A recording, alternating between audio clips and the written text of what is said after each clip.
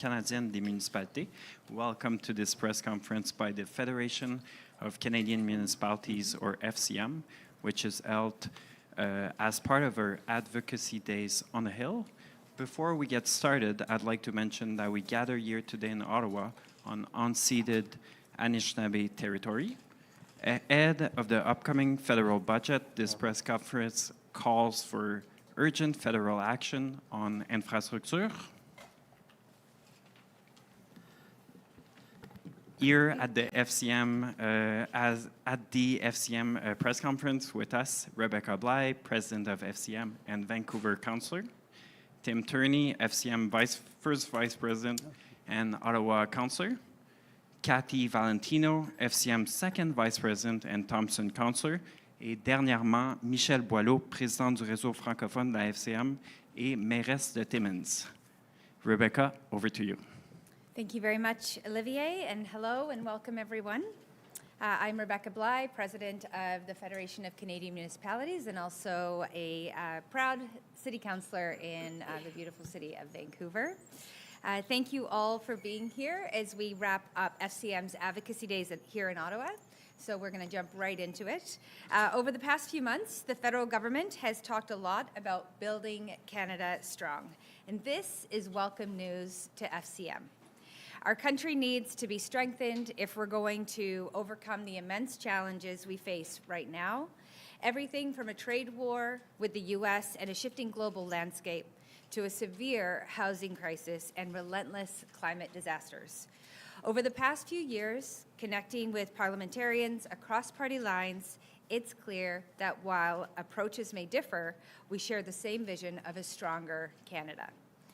But here's the truth. This vision hinges on one thing: strong local infrastructure. Municipalities own and operate the core systems that keep Canada running.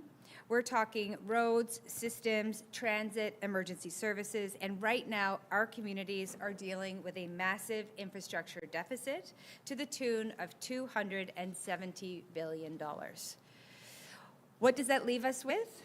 Aging local infrastructure and stalled economic growth. So when the government talks about building big projects, growing the economy, and strengthening our country, it simply can't happen without strong local infrastructure.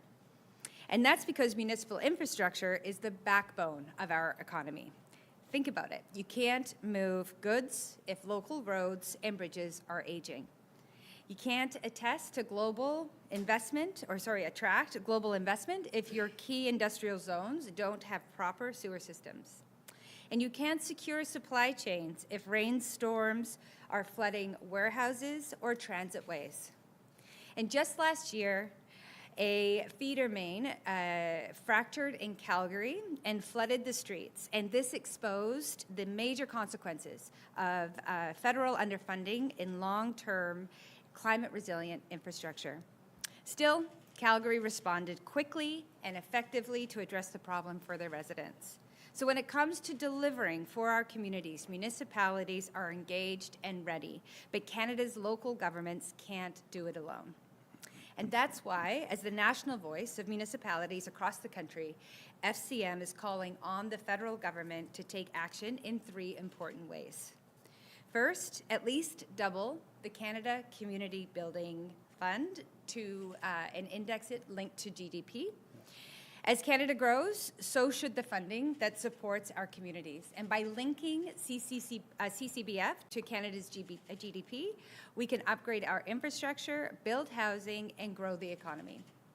Second, modernize Canada's infrastructure plan.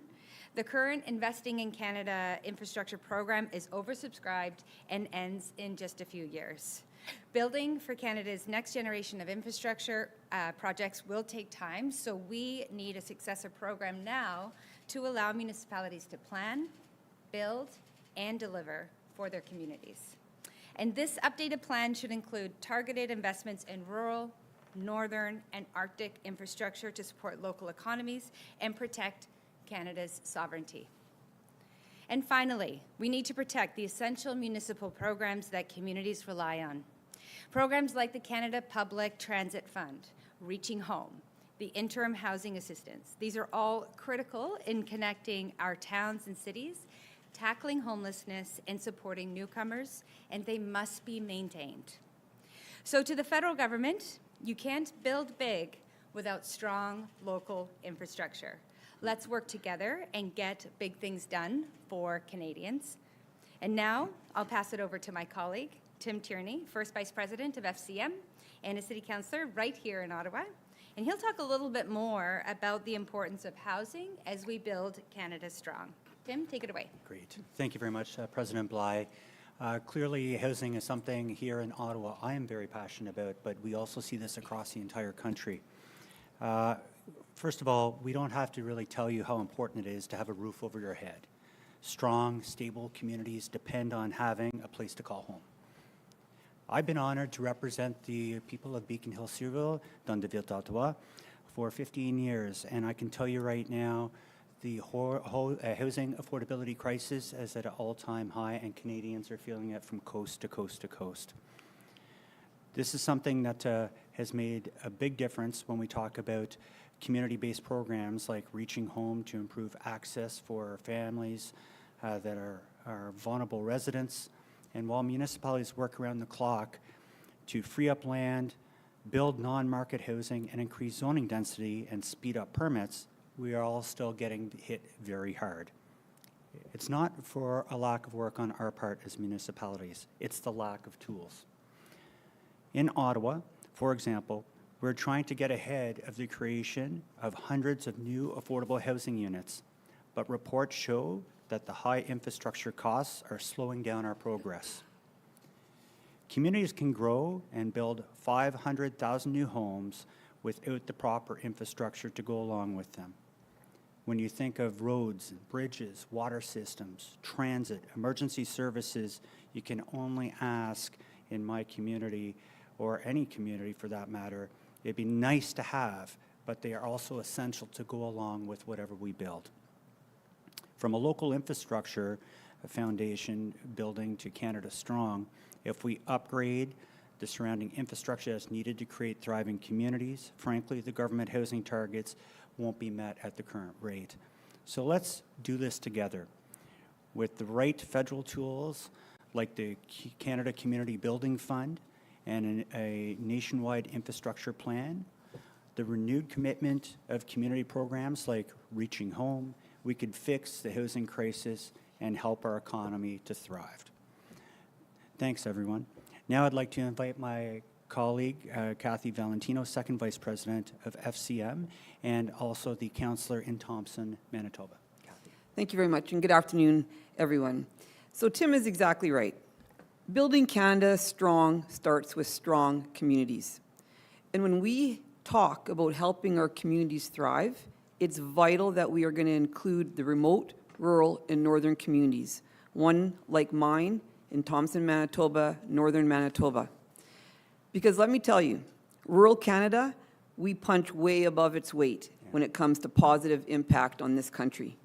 Our rural communities make up just 15% of the population, but we are managing 36% of the core infrastructure.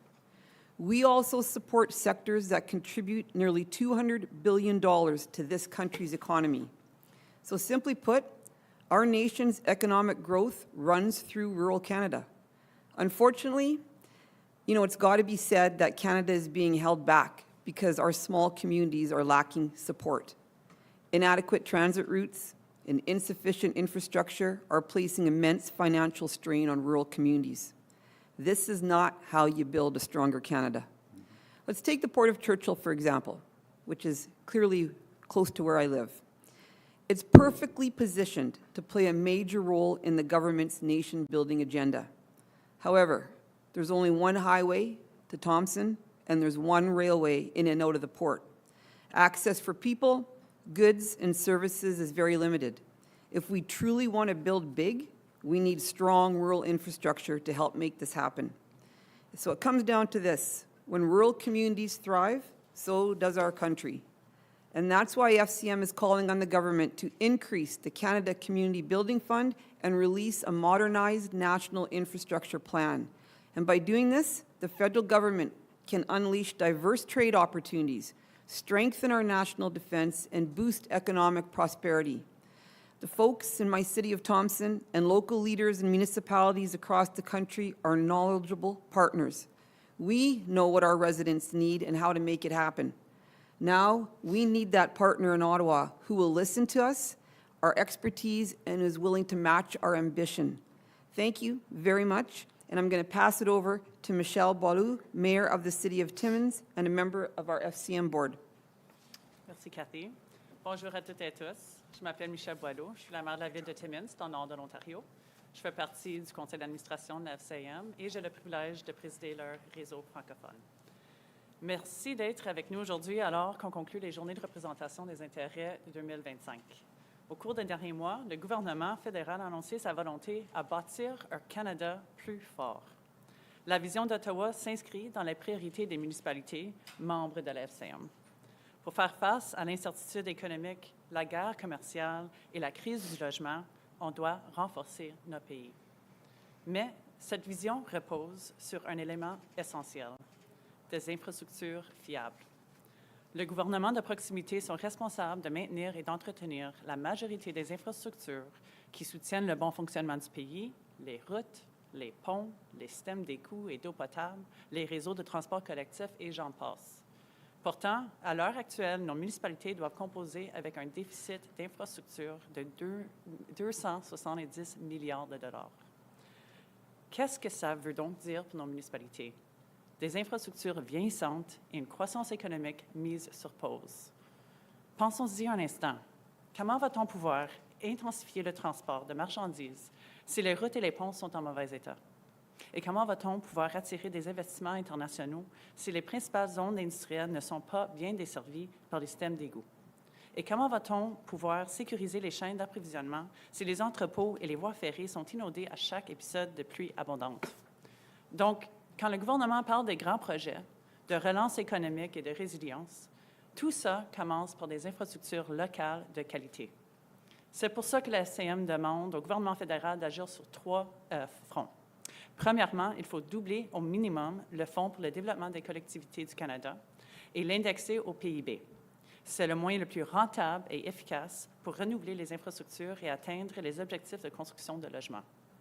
Deuxièmement, il faut créer un programme pour remplacer le programme d'infrastructure Investir dans le Canada, pour créer la prochaine génération des infrastructures, qui doit aussi inclure des investissements ciblés pour les régions rurales, nordiques et éloignées. Et troisièmement, il faut protéger les programmes essentiels pour nos municipalités, comme le Fonds pour le transport en commun du Canada, le Vers un chez-soi, ainsi que l'aide au logement provisoire. Ce sont tous des programmes cruciaux pour la mobilité, la lutte contre l'itinérance et l'accueil des nouveaux arrivants. Les municipalités sont prêtes à construire les infrastructures qui soutiennent notre économie, rendent le logement possible et facilitent le déplacement des gens et des marchandises d'un océan à l'autre. Elles sont déjà à l'œuvre, mais elles ne veulent pas y arriver seules. Un partenariat fort avec le gouvernement fédéral est essentiel pour renforcer l'économie à long terme. Et au gouvernement fédéral, nous disons ceci. Vous ne pouvez pas bâtir grand sans bâtir local. Travaillons ensemble pour s'assurer de livrer des résultats concrets pour la population canadienne. Merci. Close the press conference. Ceci met fin à la conférence de presse. Merci tout le monde.